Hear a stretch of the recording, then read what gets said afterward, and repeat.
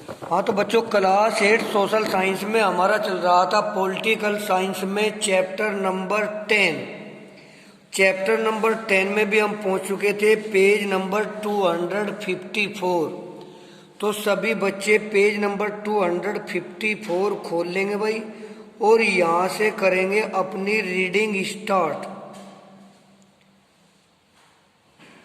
और इसमें भी हम नीचे पहुंच चुके थे safety eight the work place, यानी वो कार्य का स्थान जहाँ पर हम कार्य करते हैं वहाँ पर हमारे लिए क्या क्या सेफ्टी होनी चाहिए। Work place safety is one of the major concern in spite of laws to ensure educate safety precautions at the work place like provision of emergency exit and the installation of alarm trigger and automatic monitoring system. Regular report of accident highlight the careless attitude of employers toward the safety of their workers. This also highlights the fact that the enforcement of workers' safety laws is far from being strict. This can be explained by Bhopal gas tragedy, one of the worst catastrophes in history that shook the entire nation. तो इसमें क्या बताया गया है कि work place safety भी हमारा एक मेजर कंसर्न होता है, क्योंकि हमें जो है सावधानी बरतनी पड़ती है उस स्थान पर, जैसे कि वहाँ पर इमरजेंसी एग्जिस्ट होनी चाहिए। अगर किसी प्रकार की कोई प्रॉब्लम हो जाए तो वहाँ पर आसानी से निकलने का एक रास्ता इमरजेंसी का होना चाहिए। उसके लिए एक अलार्म बज जानी चाहिए, ऑटोमेटिक मॉनिटरिंग सिस्टम होना चाहिए, रेगुलर रिपोर्ट एक्सीडेंट की हाईलाइट की जानी चाहिए। किसी प्रकार का भी कोई केयरलेस एटीट्यूड एम्प्लॉयर्स के द्वारा एम्प्लॉयर का जो है नहीं किया जाना चाहिए। अपने वर्कर के प्रति उनका सेफ्टी रिकॉर्ड होना चाहिए कि वे उनकी सेफ्टी का ध्यान रखें। This also highlight the fact that enforcement of worker satisfy law is far from being strict, कि उनकी सेफ्टी के लिए जो वर्कर्स की जो सेफ्टी के जो नियम है वो थोड़े स्ट्रिक्ट होने चाहिए, ताकि उनको किसी प्रकार का कोई नुकसान न पहुंचे। ऐसा इसलिए है क्योंकि जब 1984 ईस्वी में दिसंबर के महीने में भोपाल में एक गैस जो पेस्टिसाइड फैक्ट्री से रिस गई थी, जिसमें हजारों लोग मारे गए थे, इस प्रकार की कोई घटना दोबारा न घटे। इसमें आगे बताया गया है कि यूनियन कार्बाइड जो हमारी यूएस की एक कंपनी थी पेस्टिसाइड की, setup it's plant in India, उसने भारत में अपना प्लांट स्थापित किया था फॉर द फॉलोइंग रीजन, इन कारणों से। यानी उसने प्लांट यहीं पर क्यों स्थापित किया, इसके बहुत सारे कारण थे। इसमें पहला कारण था cheap labour, the wage that are required to be paid to Indian workers were far cheaper than the wage of the US workers.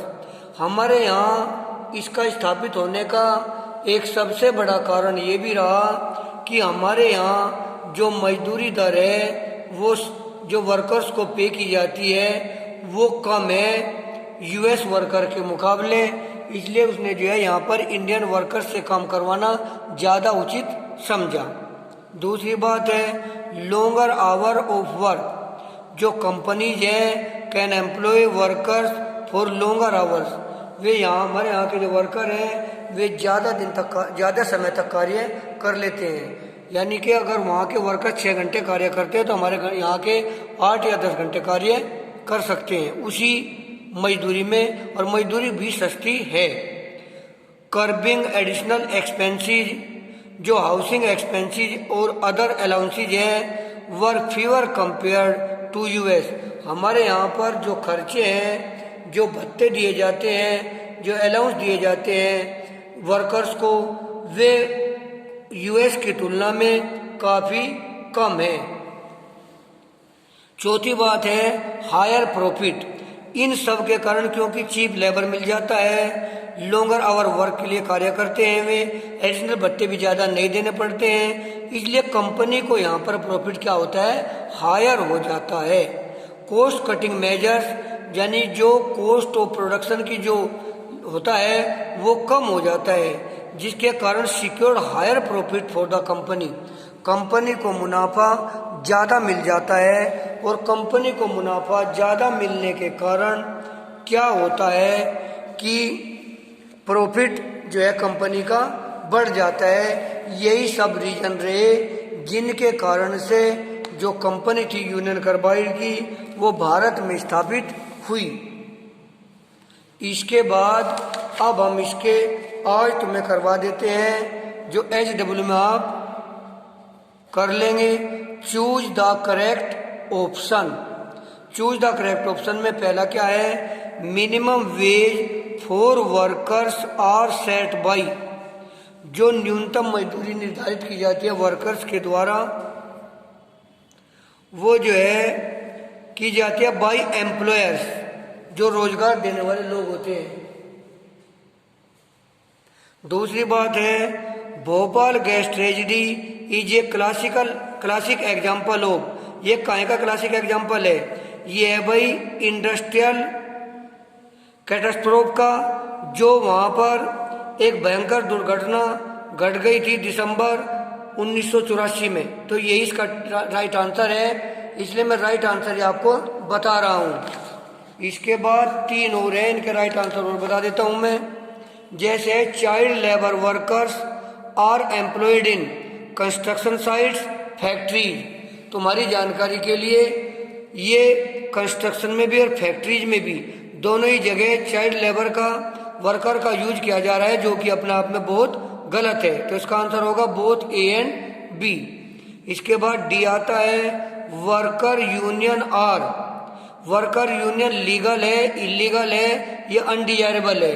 देखिए वर्कर यूनियन तो लीगल है, क्योंकि अगर वर्कर की यूनियन ही नहीं होगी तो जो मालिक है वो उनका पूरी तरह से शोषण करते हैं। जैसे कि मैं कह नहीं सकता कहाँ कहाँ शोषण हो रहा है। Next E, an example of N essential company commodity is. किसी असेंशियल कमोडिटी का, जरूरी वस्तु का जो एग्जाम्पल है उसमें परफ्यूम है, कंप्यूटर है, शुगर है।